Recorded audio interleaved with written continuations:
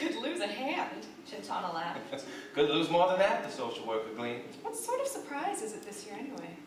And the social worker already trudging after the orphan shrugged. Just a storyteller. Breath, gentleness, and gratitude. Chintana's twin typically counsel. Must precede love. She was a yoga body, meditating low carb, Tibet trekking cat lover. and a butcher to boot. That's why, before any heart stuff, Voice happily prick-stitching the shifting. Cellular connection. you first breathe and think, and practice breathing and thinking, and gently too, with every breath. Chintana had tried to practice, but just breathing required so much force it was almost inconceivable to imagine gratitude. Let alone gentleness. And anyway, gratitude for what or who? What about Belinda Kite? Belinda Kite. The idea wears spouts of color to her face, that lavish creature of bleach and gold, proudly pedigreed in the bloodlines of Texas foolery with a predatory, If perstatory taste. For minor men of all sports. usually not citizens neither, Offering the poor minority the charity of her shape and touch. Offering them their reverie. who would as casually buy a Mercedes as dole out mercy every other year. Her mercy last year, in the backseat of her SUV with one of those boat people. A Thai flower man married to a... Thai seamstress. A tight, muddy man who could tenderly lift fields of wild blue pine Blackberry lily. and lush evening primrose from the grieving earth. Neither Chintana nor the marriage could afford that kind of Mercedes. Or survive that kind of mercy. Pravat never had a chance, and the loss of some larger dream for him, Some cultural intertwining. co-illusion, coupled with the betrayal, Belinda Kite's and his own, left him too cut up inside, also gutted and gutless after all. To carry on. And to have him, All Belinda had had to do was press into his cupped hands a frail bit of embroidery her own fingers had Clumsily threaded and at points led upon, barely managing with cruel white work and a forbidden stitch that, Smocking shade of a seal. harvester, with dark orange wings, to leave him though. and soon after too. Belinda Kite was far more bloodless. A pasty, blue-eyed ex-officer explaining in diligent tones how even stepping towards a doorbell could be read as trespassing. And so punishable by the law. Chintana found out every disconcerting detail and even Snip, snip. Undid. Stitch by the stitch. offending thief. Intoxicant spell-casting lore. Because Chintana had been the only one Pravat knew well enough to confess his torture to. When he left in April, Flights of green-backed heron shrieking in his brow told her what he'd already made of his wife, but the Falling egret on his lips also told her he had finally stopped bleeding inside. he could smile vaguely again. limply clap her hand with his two riverbed hands, nodding gratefully only because like the desiccated rose of his flowers and tears. Black crutches, all of it now. Mere shadows on the gray, He too, like a passing day. was already gone.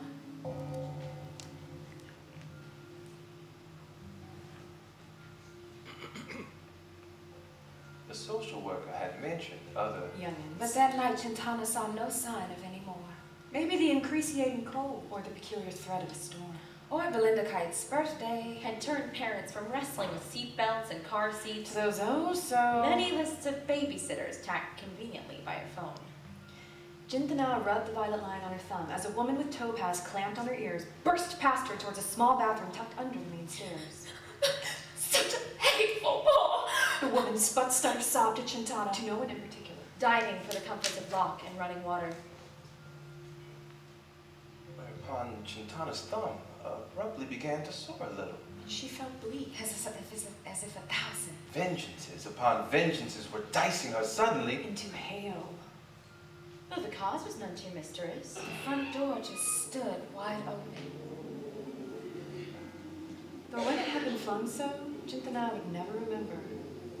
The porch lights were extinguished too, oddly. And what's more, a shadow now cut across the threshold. Though without moon or stars in the Texas sky, this was an awful impossibility. For here, reaching towards her, it seemed was a shadow cast by nothing other Than the darkness itself. Most would have denied the sight with a turn. A cry. Flight. But maybe because Chintana too, day out and night in, could so easily consider doing the same. What would leave these rooms drenched in silence? And blood. She welcomed him. The orphans. Was all he said. And Chintana showed him the way. At first, the 5 orphans, 5 jittery swamp rabbits. Know some better gophers. recoiled at the sight of the story. Tell her.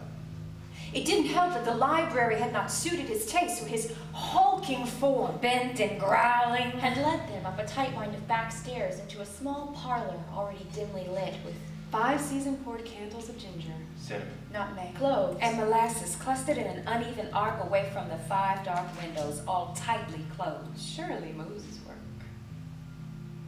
Only when he finally sat down on the floor did the orphan seem to relax.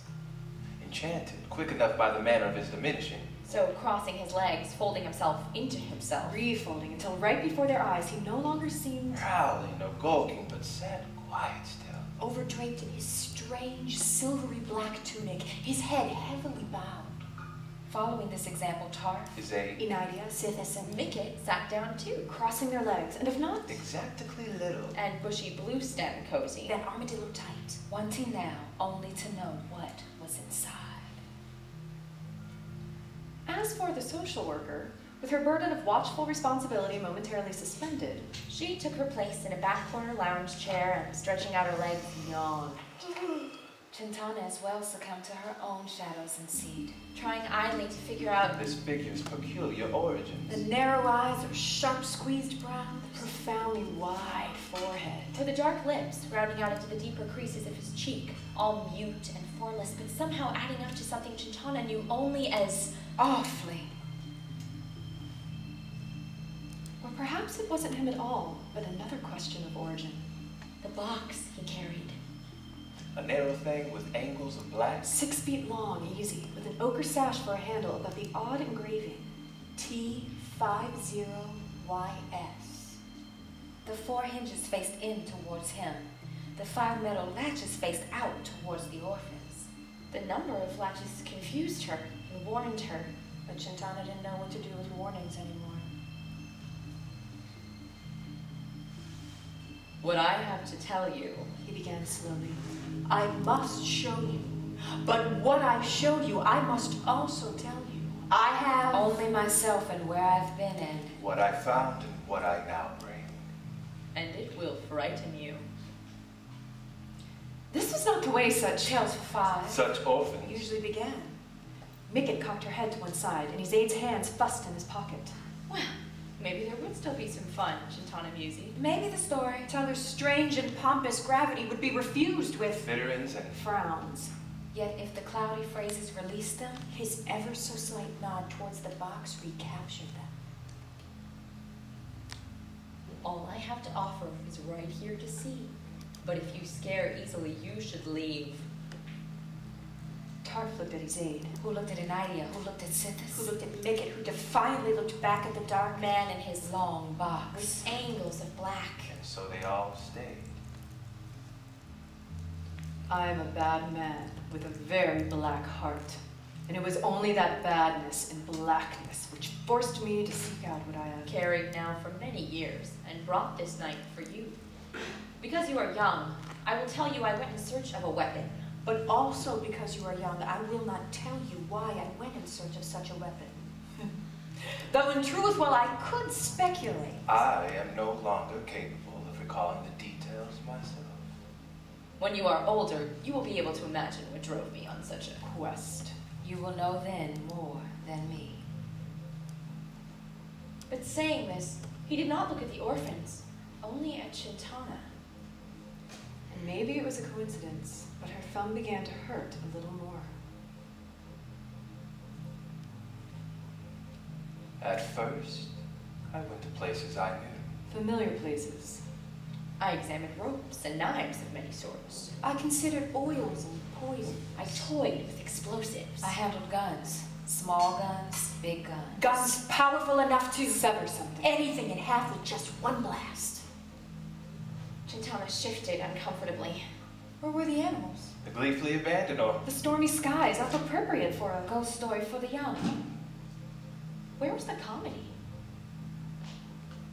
The social worker, however, seemed unconcerned. That or too exhausted to resist the comforts of her recliner. But none of it, the story, tell her continue.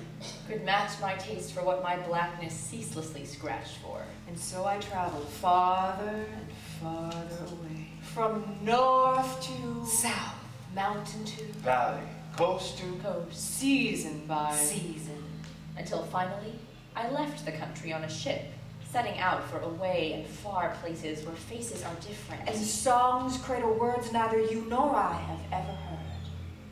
And everywhere I stopped, everywhere I ate or drank. or slept. I asked about A weapon. Yet even in those distant places, I received the same response. Ropes, knives, poisons, explosives, and guns. I shook my head and my heart blackened more and my badness spread so that Whatever I touched, my badness touched too. And seeped into. Until finally, one night on the banks of a muddy flow, what some might call a stream on the edge of another dirty city. I took cover from a rain beneath slabs of concrete twisted through with rusted rebar and Pain. It was a shelter I soon discovered already populated By rats. But where I also overheard a story about a valley of salt and a forest of note And a mountain of any one. paths and a man with no harms. who made terrible weapons which he sold, but never for money. Intrigued, I asked for a retelling of the story. Carefully then, I listened. memorizing every detail, prodding him to reveal still more until I was satisfied He knew no more. And then I thanked him. And I killed, Chintana jerked forward sharply. trying in vain to grab hold again of the words so casually uttered. So easily laid open. laid bare. Unable to believe he'd said them in the first place, even if his and Nadia did whimper, and Minget's head bent down, her eyes suddenly fixed And considerably. on the worn crimson carpet. If only the social worker had given just one indecatation of alarm. Chintana would have put a stop to the whole thing, But blinks too of disbelief. enforced probably by her own trepidador. Could merely put both women on a temporary state of alert. Only his eyes. Gray pools of Glum Lake ice told Chintana what he had just succeeded in doing. He had involved them. And what's more, had now made Then, accountable. Soon then, his always low, rumbling voice continued. the gutters of cities. Curious derelictions half buried in abandoned farmland. Poisonous pools, lingering in ancient. Quarries began to speak to me of, away. and I listened, and I, Followed, and after many months in roads strewn in ruin, I came upon a course to what I would call the Valley Of salt. there, nothing moved, and I was Alone. Anything that had stumbled. upon such a wide way of gray grief had not. Chosen to stay. Only shadows remained.